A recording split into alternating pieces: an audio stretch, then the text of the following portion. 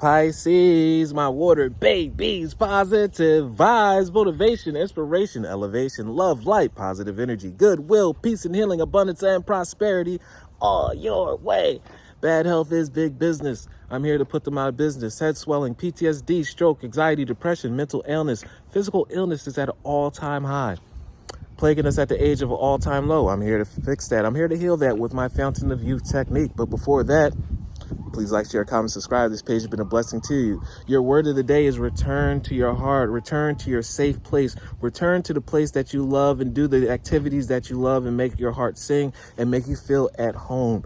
We as Pisces, we can fit into any crevice, any life, any culture.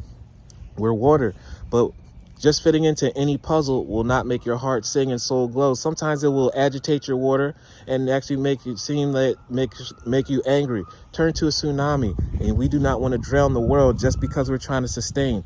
No, you're one of one. You came in this world by yourself. You shall leave by yourself. Therefore, you have personal things, personal gifts that you love, personal hobbies that you love to do. Be the original puzzle and fit into your puzzle and not into the world's puzzle. The world says certain things are cool.